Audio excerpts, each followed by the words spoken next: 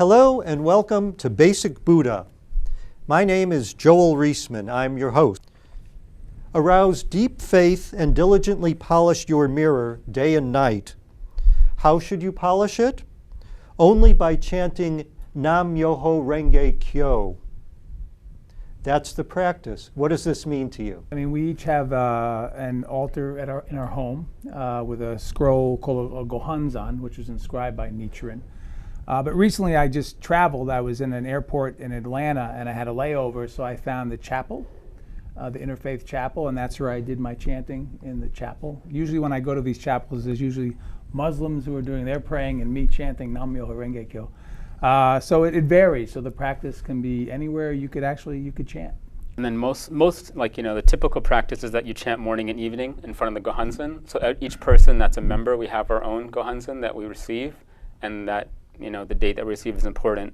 And in the morning when we chant Nam Myoho Renge Kyo to the Gohanzan, and kind of like what DRX says, to bring out like our potential and see things clearly and like be the Buddha in every situation. We chant in the morning and the evening, and whatever amount that we want, and then do Gongyo. Like chant Gongyo, which is, I think you're going to talk about that later, isn't it? Yeah, if you want to learn about the Gohanzan, you have to watch next week. Yeah. We're not going to talk about it. Tell us a bit more about Gongyo. About Gongyo, okay, yeah. So Gongyo, Gongyo, Nichiren talked about how when we chanting Nam Myoho Renge Kyo is important, but the significance of Gongyo, we're chanting the second and I think 16th chapter of Lotus Sutra. And Nichiren talks about if we chant both of these, it's like we're chanting the entirety of Lotus Sutra. And at the end of Gongyo, we say,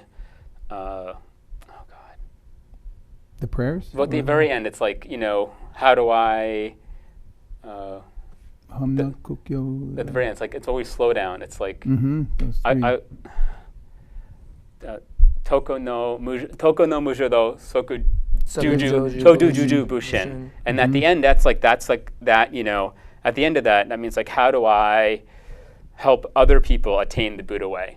And so this whole prayer is about that. It talks about how, when we chant, the first part is how, like, when we see an environment by chanting, we can affect it and how it affects it on all these different levels. And the second part, essentially, is like this prayer that we do to kind of remind ourselves of that, The basic translation of Nam Myoho Renge Kyo, basically you say Myoho Renge Kyo, right?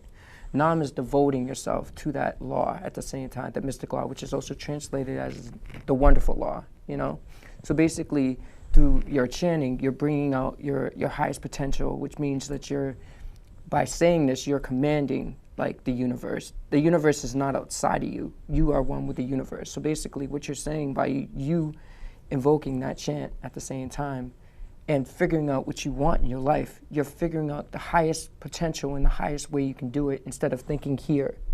It's coming out from a deeper wisdom, a deeper part of you at the same time.